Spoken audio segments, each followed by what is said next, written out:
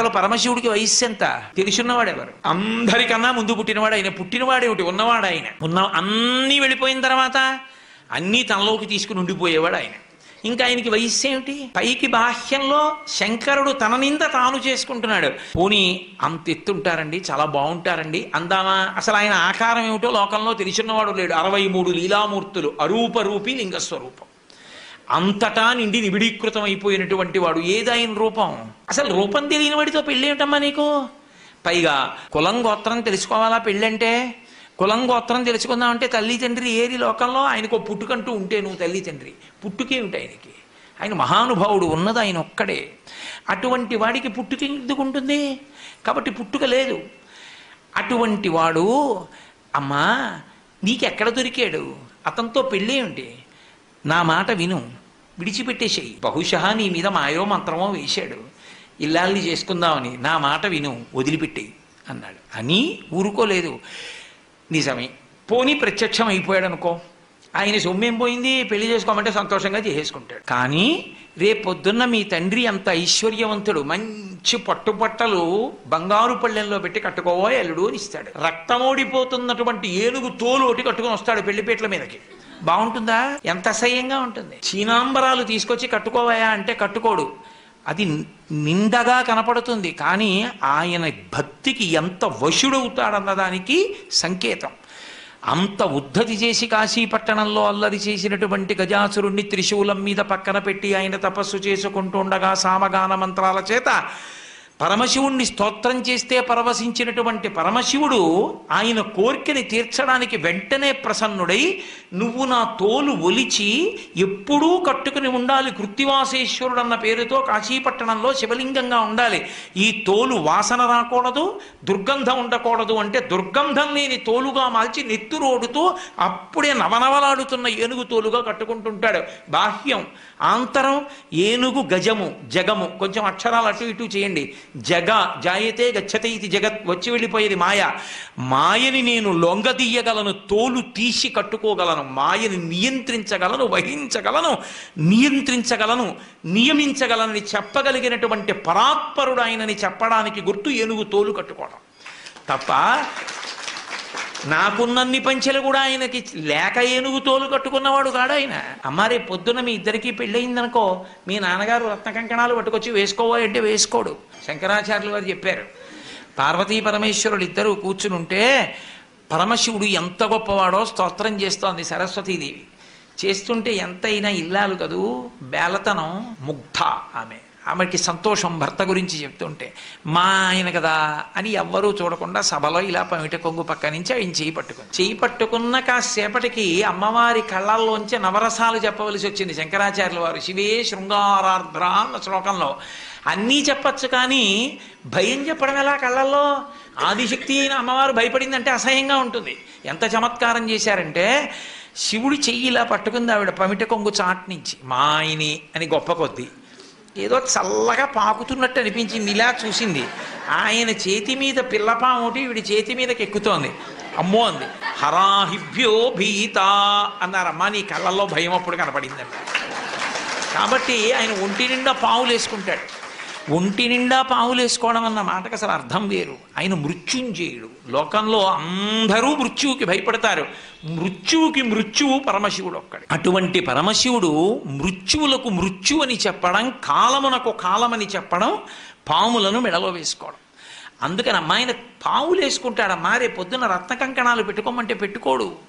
చందన గంధంబు జానడై పూయడు, మద పంచ బాణ భస్మంబు కాని.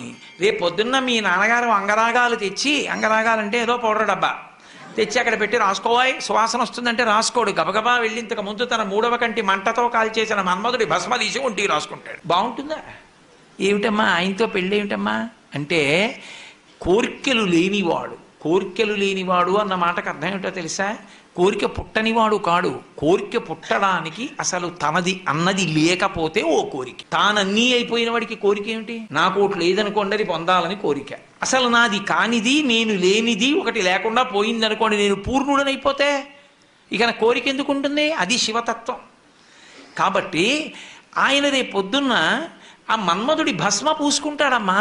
పువ్వుల దండడు జానడై తురమడు, వెలయింతలేని రే వెలుగు కాని. చక్కగా పూలదండ మెడలో ఉంచుకోవాలి, గొంగళీ పురుగు లేనిదైతే. కానీ ఆ పూలదండ వేసుకోడు, నా చేతికి ఆభరణం లేకుండా మెడలో పూలదండ లేకుండా పురుషుడు ఉండకూడదని. అసలు నిజానికి సంప్రదాయం అది, నాస్రగ్వి దండ లేకుండా పురుషుడు ఉండకూడదు అని.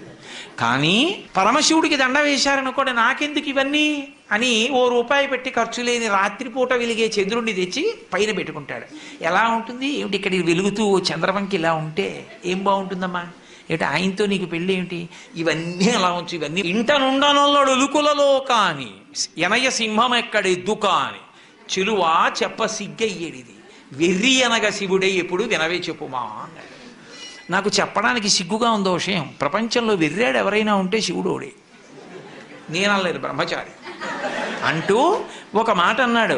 ఇంటనుండనొల్లడు ఉలుకులలో కాని. రేపు పొద్దున్న పెళ్ళయిందనుకో గృహప్రవేశం చేయించాలి అత్తవారింట్లో. ఎక్కడికి తీసుకెడతాడో తెలుసా, శ్మశానానికి తీసుకెడతాడు. అక్కడ మీ కాపరం ఉంటావా, ఏమిటమ్మా ఆయనతో పెళ్ళి. ఆవిడే అడిగింది పార్వతీదేవి, ఏమండి కైలాస పర్వతం మీద ఉంటాం, అఖిలాండ కోటి బ్రహ్మాండ నాయకుడు మీరు, ఎందుకంటే ఆ శ్మశానంలో ఉంటుంటారు. కొంతమంది పని కట్టుకుని అదే పనిగా శివుడు శ్మశానవాసి అని అక్కర్లేని ప్రచారాలు అన్నీ మొదలెడుతున్నారు కదా, ఎందుకంటే ఆ శ్మశానంలో ఉంటారని అడిగింది. అడిగితే ఆనాడు మహాభారతం అనుశాసనిక పర్వంలో చెప్పాడు, పార్వతి నేనేం ఉత్తినే చేతకాని వాడనై ఉండలేదు, బ్రతికున్న నాళ్ళు అక్కడికెడదాం ఇక్కడికెడదామని పని లేకపోయినా షికార్లు తిరిగి నేను ఇంతటి వాణ్ణి అని గుండెల మీద చెయ్యేసుకుని ఇంత గర్వించి మా ఆవిడ, మా పిల్లలు, మా అన్నయ్య, మా తమ్ముడు, మా స్నేహితులు ఇంతమందిని చూపించినవాడు ప్రాణం పోయిన తర్వాత ఎండు కర్రల మీద పడుకోబెట్టి తాడుతో కట్టేసి ఒంటి మీద కేవలం అత్యంత చవకబారు వస్త్రం ఒకటి పెట్టి పాడి మీదకి తీసుకెళ్ళేటప్పుడు ఆ బట్ట కూడా తీసేసి కట్టెల మీద పడుకోబెట్టి ఇంధనం పోసి కర్త వచ్చి అగ్నిహోత్రం వెలిగిస్తే తల దగ్గర నుంచి కాలుతూ వచ్చేసి తల బద్దలైపోయిన తర్వాత కాళ్ళు అరికాళ్లలోంచి నెత్తురు ముద్దలుగా పైకొస్తుంటే పెద్ద కాడ పట్టుకుని కాళ్ళు పైకెత్తి వెనక్కి పారేస్తే నా ఒళ్ళు అనుకుని మురిసిపోయిన వాడు కట్టెలలో కాలిపోతుంటే జీవుడు పైకి లేచి చీకటి పడుతోందని వచ్చిన వాళ్ళందరూ స్నానం చేసి వెళ్ళిపోతే ఒక్కడే ఉండిపోయానని బెంగ పెట్టుకుని ఏడుస్తుంటే నేనున్నానని ఓదార్చడానికి ఉన్నానక్కడ. నేను లేకపోతే చచ్చినవాడు చస్తాడు పార్వతి అందుకున్నానన్నాడు. అది ఆయన ఔదార్యం. చేతకాక అక్కడ ఉండలేదు, అన్నవాడిని ఓదార్చకుండా ఉంటే తెలిసి వస్తుంది వాడికప్పుడు శివుడు శ్మశానవాసని విమర్శించడం ఏమిటో కాదు. అసలు మీకు ఒక యథార్థం చెప్పాలంటే రెండే ఉంటాయి ఈ లోకంలో, ఉంటే శ్మశానం ఉంది, లేకపోతే మంగళప్రదత్వం ఉంది. అసలు ఈ భూమండలమే పెద్ద శ్మశానము. చచ్చిపోయాక శ్మశానానికి తీసుకెళ్లారా, శ్మశానానికి వెళ్ళాక చచ్చిపోయారా ఎవరైనా నాకు చెప్పండి. శ్మశానానికి వెళ్ళి చచ్చిపోయిన వాడు లేడు, ఇంట్లో చచ్చిపోయాడు, హాస్పిటల్లో చచ్చిపోయాడు, రోడ్డు మీద చచ్చిపోయాడు, ఎక్కడ పడితే అక్కడే చచ్చిపోయారు. ఆఖరికి నేను ఇప్పుడు గట్టిగా మాట్లాడుతుంటే ఈ ధ్వని ప్రకంపనలకి సూక్ష్మాంగ జీవులు చచ్చిపోయినదంతా అమంగళత్వం, కానీ చచ్చిపోయిన వాడిని బ్రహ్మాండంలో కలిపింది ఎదుగు అమంగళత్వం అయింది. అందుకని లోకము శ్మశానమనైనాను, అసలు శ్మశానం అన్న మాట లేదనన్నాను. శివుడు శ్మశానవాసని నువ్వు గుండెలు బాదుకుని మాట్లాడడం ఏంటి, అర్థం లేని విషయం.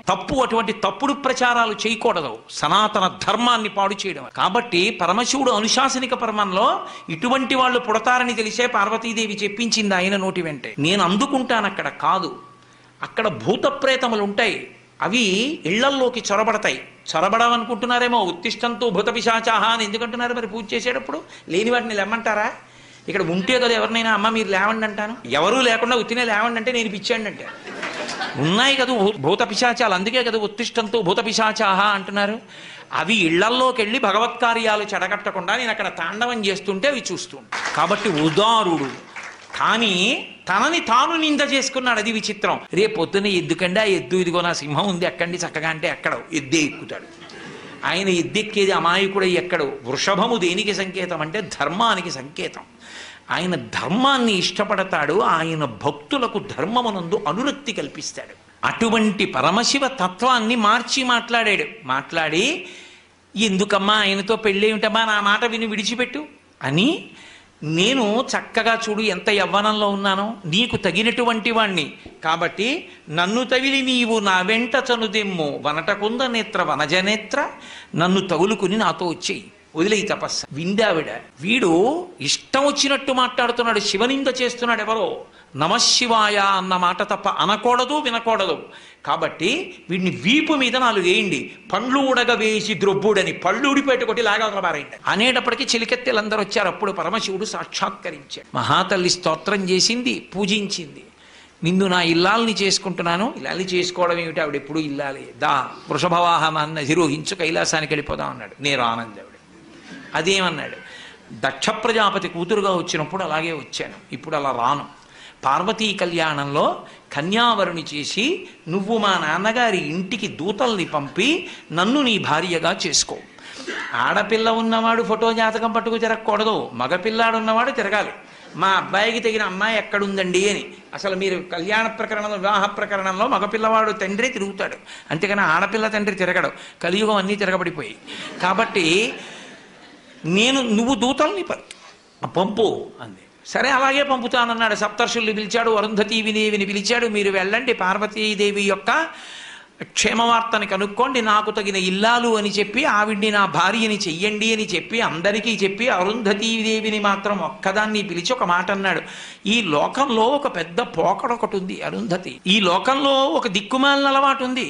ఆడపిల్లని ఇచ్చేటటువంటి తల్లిదండ్రుల్లో తల్లి ఉందే, ముందు పెళ్ళి కుదరగానే సంతోషిస్తుంది, అబ్బా మన అదృష్టం అన్నట్టు. ఇంకా తర్వాత ఏమండి వాళ్ళు అది పెట్టద్దు, ఇది పెట్టద్దు, ఆ పిల్లాడేమిటండి, వాళ్ళ నాన్నగారు ఏమిటండి, వాళ్ళ అమ్మ ఏమిటండి అని వాచాలకులు తల్లులే, ఆడపిల్లల తల్లులే అక్కర్లేని కూడా వాళ్ళన్నీ తెస్తారు. నేను క్షమింపబడేదను కాక.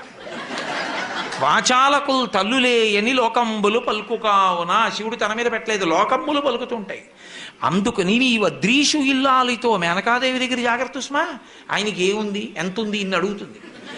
ఆయన తగినవాడేనమ్మా అని చెప్పి పెళ్లి కుదుర్చు తల్లి, ఆ పిల్ల నాకు దక్కేట్టుగా చూడు అని బతిమాలుకుని పంపించాడు. కాబట్టి వాళ్ళని పంపించాడు. వాళ్ళు చూశారు, వెనక్కి వచ్చారు. మేనకాదేవి ఒప్పుకుంది, హిమవంతుడు ఒప్పుకున్నాడు. చాలా అందమైందయా, నీకు తగిన ఇల్లాలన్నారు. సంతోషించారు. అన్నీ పూర్తయిపోయిన తర్వాత దేవతలు వచ్చారు. వచ్చి శివ ఒక చిన్న విజ్ఞాపన అన్నారు. ఏమి చెప్పండి అన్నాడు. అయ్యా మీరు కానీ పార్వతీదేవిని కళ్యాణం చేసుకుంటే త్రికరణ శుద్ధిగా మేనకా హిమవంతులు కన్యాదానం చేసేస్తే ఇక వాళ్ళకి రూపం ఉండదు, మోక్షం వచ్చి మీలో కలిసిపోతారు. హిమాలయ పర్వత ప్రాంతములు లేకపోతే తపోభూములు ఉండవు, ఎవరూ తపస్సు చేసుకోవడానికి అనువైన భూమి ఉండదు.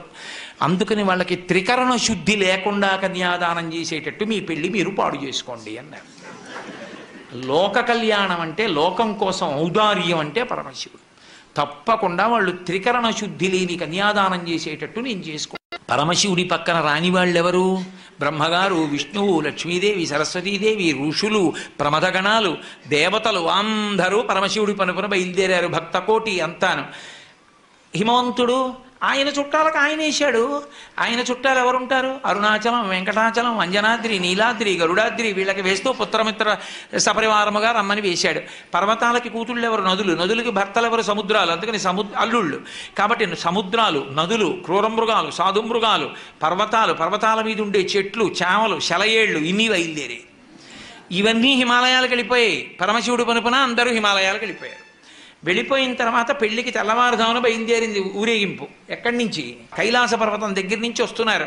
గవాక్షంలో నిలబడింది మేనకాదేవి నారదుడితో కలిసి. ఒక్కొక్కళ్ళు వస్తున్నారు. అబ్బా వెలిగిపోతున్నాడు, ఆయనేనా మా అల్లుడంది. కాదమ్మా, సూర్యుడు దిక్పాలకుల్లో ఒకడు.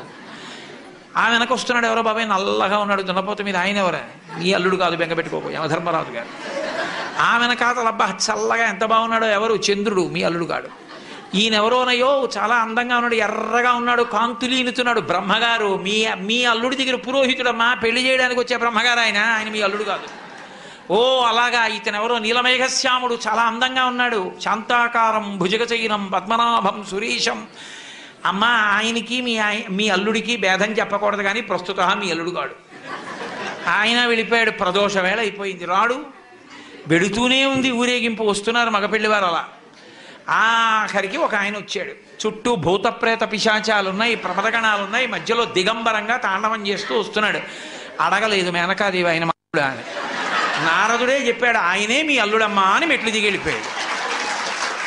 ఇక నేను కల్పించాను అనుకుంటున్నారేమో, మీరు శివమహాపురాణంలోంచి అన్వయం నేను ఎన్నో గ్రంథాలను కలిపి చెప్తున్నాను. ఇది చెప్పాడు కుమార సంభవం, వీరభద్ర విజయం, దేంటి పార్వతీ కళ్యాణం, స్కాంద పురాణం, ఆ తర్వాత ఇప్పుడు చెప్పేటటువంటిది సింహాపురాణం, ఇన్నిటిలోంచి కలుపుతున్నాను. అందుకని మీకు ఒక చోట దొరికేది కాదు, ఇన్ని పురాణాల్లోంచి కలిపి విహంగ వీక్షణంగా మాట్లాడుతున్నా పార్వతీ కళ్యాణం గురించి. ఆ నారదుడు గబగబా మెట్లు దిగి వెళ్ళిపోయాడు.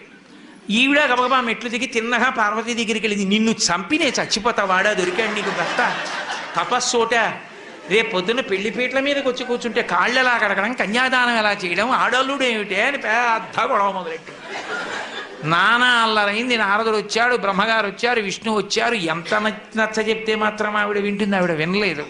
వినకపోతే అప్పుడు నచ్చ చెప్పారు, ఇంకొక్కసారి చూడు, ఈసారి నచ్చకపోతే చెయ్యొద్దు, అసలు నిజంగా మీ అల్లుడు ఎలా ఉంటాడో అంటూ పట్టుపుట్టాన్ని కట్టుకుని గంగా యమున ఇద్దరూ కూడా, ఒకళ్ళు సూర్యేణ చిత్రితం మూర్ధిని, సూర్యుడేమో పైన గొడుగు పట్టుకుంటే, చంద్రుడు పక్కన దండం పట్టుకుంటే, గంగా యమునలు ఇద్దరు వెనకాతల సేవిస్తుంటే, మంచి ప్రసన్నంతో లావణ్యంతో అద్భుతమైనటువంటి రూపంతో అందాలకి అందంగా ఎంత సౌందర్య రాశియో అటువంటి మహామూర్తిగా పరమశివుడు నడిచొస్తున్నాడు. చూసింది, అబ్బా ఈయన మా అల్లుడు, కన్యాదానం చేస్తానంది అంది. కానీ అలా కనబడితే ఎప్పుడైనా అలా కనపడడమ్మా, ఒక ప్రయోజనానికి కనపడ్డాడు. ఒక ప్రయోజనం రైతే, మళ్ళీ ఆ ప్రయోజనం అంటే త్రికరణ శుద్ధి లోపించింది. హిమవంతుడితో వాదించి నమ్మి శివుడు ఇలా ఉంటాడని చేస్తున్నా ఆవిడికి ఎక్కడో మనసులో బెరుకుండిపోయింది, అలా ఎందుకు కనపడ్డాడని. త్రికరణ శుద్ధిగా కన్యాదానం చెయ్యలేదు. ప్రపంచంలో తన కన్యాదానానికి తను త్రికరణ శుద్ధి లేకుండా చేసి తన పెళ్లి తానే పాడు చేసుకుని తలవంపులు తెచ్చుకొని అవమానాలు పడి పెళ్లి చేసుకుని తన భార్యకిచ్చిన మాట నిలబెట్టుకుని లోకాలకి తపోభూములు నిలిపినటువంటి ఉదారుడు పరమశివుడు ఒక్కడే. అప్పుడు పార్వతీ కళ్యాణం జరిగింది. మళ్ళీ ఆ పార్వతీ కళ్యాణంలో పెద్ద రగడ, ప్రవర చెప్పవలసి వచ్చింది. ప్రవర చెప్పవలసి వస్తే ఈయనకి తండ్రి ఎవరు, తాత ఎవరు, బలానా వాళ్ళ మునిమనవాడు చెప్పాలి, మనవాడు చెప్పాలి, బలానా వాళ్ళ కొడుకు చెప్పాలి. చెప్పాలంటే ఎవరిని అడిగితే ఇంటి బ్రహ్మగారిని అడిగారు, ఏం నీకు తెలుసా? నాకేం తెలుసు, పిల్లాన్ని ఎంచుకున్నది మీరు చెప్పాలన్నాడు. ఎవరిని అడిగితే వాళ్ళు ఏమో మాకన్నా ముందు ఉన్నాడు ఆయన, మాకు తెలియదు అన్నారు. నారదుడు వీణ వాయించుకుంటున్నాడు, వెళ్ళి కోపం వచ్చి ఆ వీణ పట్టుకున్నారు. బుద్ధుందా ఇప్పుడు కచేరీ ఏమిటో, పక్క పిల్లాడి ప్రవర తెలియక ఏడుస్తుంటే, అసలు ఆ పిల్లాడి ప్రవర నీకేమన్నా తెలుసు? అప్పుడు నారదుడు నవ్వి అన్నాడు, ఆయనకి ప్రవర ఏమిటి, ఆది మధ్యాంతరహితుడు, ఆయనకి ప్రవర ఉండదన్నాడు. ఇప్పుడు ఏదో ప్రవర కల్పించాలి కదా. ఏదో వెనకటికి ఒక విషయం చెప్తుంటారు, పాలేరుని పెట్టుకోవాలని ఒక ఆయన పిలిచి కొన్నాడు, 4 రోజులు పని చేయబోయి పని చూసి పెట్టుకుంటా అన్నాడు. అన్నీ చూశాడు, చాలా బాగా చేస్తున్నాడు. నిన్ను పెట్టుకుంటాను పనిలో, నీ పేరు ఏమిటన్నాడు. పెరుమాళ్ళు అన్నాడు. పెరుమాళ్ళు అన్న పేరుతో నాకొద్దు, ఎప్పుడన్నా నిన్ను తిట్టాల్సి వస్తే లేనిపోని పాపం వస్తుంది, నీకు 100 రూపాయలు ఇస్తాను, మీ ఊరు వెళ్ళి పేరు మార్చుకుని మళ్ళీ రా అన్నాడు. ఓ వారం పోయాక వచ్చాడు, మార్చుకున్నావా? మార్చుకున్నాను. ఏం పెట్టుకున్నావు? పెద్ద పెరుమాళ్ అని. అలా పరమశివుడికి ప్రవర చెప్పమంటే ఏం చెప్తారు? అందుకని నిర్గుణ నిరంజన నిరాఖ్యాత నిరామయ నిర్వికల్ప పంచారుషేయ ప్రవరాన్విత పరమశివ గోత్రస్య పరమశివ శర్మణో నప్త్రే అన్నారు. అని విశ్వేశ్వర శర్మణ పౌత్రాయ సుందర శివ శర్మణ పుత్రాయ అని విశ్వనాథ శర్మణే వరాయ అఖిలాండకోటి బ్రహ్మాండ నాయకాయ తత్వమర్థస్వరూపాయ సకల భక్తార్తి భంజనాయ కైలాసపర నివాసాయ విశ్వేశ్వర శర్మణే వరాయ అని ఆఖరికి ఆయనకి పరమశివుడి పౌత్రుడు. ఆయన పేర్లే మార్చి కొంచెం కొన్ని పేర్లు ముత్తాత చేశారు, కొన్ని పేర్లు తండ్రి చేసి ఆయన్నే పెళ్లి కొడుకుని చేశారు. చేసి అమ్మవారి దగ్గరికి వచ్చేసేపటికి కాశ్యపావత్సార నైధృతత్రయారుషేయ ప్రవరాన్విత కాశ్యపస గోత్రస్య, కాశ్యపస గోత్రంలో పుట్టినటువంటి అమ్మవారు అని చెప్పి ఆ అమ్మవారికి మొట్టమొదట ఎవరి యొక్క మునిమనవరాలు అంటే ఆమె కోలాహల శర్మణో నప్త్రి, కోలాహల పర్వతం అనేటటువంటి దానికి ఆమె మునిమనవరాలు. అలాగే త్రికూటాచల పర్వతం, అలాగే హిమవత్ పర్వతం, హిమవంతుని యొక్క పుత్రి, తత్వమర్థస్వరూపిణి, మహాలక్ష్మీ రూపిణీం కన్యాం అని చెప్పి పార్వతీదేవిని కన్యాదానం చేయించి పార్వతీ పరమేశ్వర కళ్యాణాన్ని పూర్తి చేశారు. ఈలోగా శ్రీ మహావిష్ణువు పరిగెత్తుకొచ్చి అయ్యో ఉపద్రవం జరిగింది, పర్వతాలు, సముద్రాలు, నదులు ఇన్నొచ్చేసాయి, దేవతాగణాలు వచ్చేసాయి, భూమి కుంగిపోతోంది, మీ కళ్యాణానికి ఇంతమంది రావడంలో అటు బరువు తగ్గింది, ఇటు బరువు ఎక్కువైంది, అయ్యా ఈ భూమిని రక్షించండి అన్నారు. వెంటనే అగస్త్య బ్రహ్మని పిలిచి, మహానుభావ అగస్త్య, నువ్వు ఒక్కడివే అంతటి శక్తివంతుడివి, నువ్వు దక్షిణ దేశానికి వెళ్ళిపోతే ఈ భూమండలం నిలబడుతుందని అగస్త్యుణ్ణి దక్షిణ దేశానికి పంపించారు. అక్కడతో భూమి సమత్వాన్ని పొందింది, పార్వతీ పరమేశ్వరుల యొక్క కళ్యాణం పూర్తయింది. ఆ తల్లిదండ్రులైనటువంటి పార్వతీ పరమేశ్వరుల్ని కళ్యాణ వేదిక మీద ఎవరు చూస్తారో అక్షతలు మనం ఫలం పోసుకున్నాం అనుకోండి, ప్రజా మే కామ సమృజ్యతాం, యజ్ఞో మే కామ సమృజ్యతాం, శ్రియో మే కామ సమృజ్యతాం అని అడుగుతాం. నాకు ఐశ్వర్యము కలుగుగాక, సంతానము కలుగుగాక, అలాగే యజ్ఞములు చేసేటటువంటి అధికారము కలుగుగాక, నాకు అటువంటి అదృష్టము కలుగుగాక అని.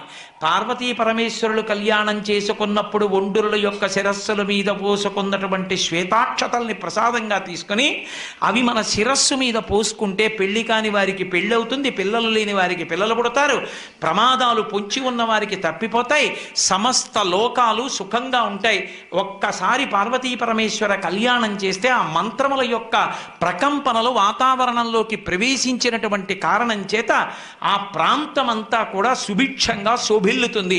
మనందరి ఎడల పార్వతీ పరమేశ్వరుల యొక్క నిర్హేతుక కృపాకటాక్ష వీక్షణములు ప్రసరించుగాక అని సాంజలి బంధకంగా వారి పాదములకు నమస్కరిస్తూ మీ అందరికీ నా హృదయపూర్వకమైనటువంటి కృతజ్ఞతలను ఆవిష్కరిస్తూ ఇక్కడితో నా ఉపన్యాసాలు పూర్తి చేసి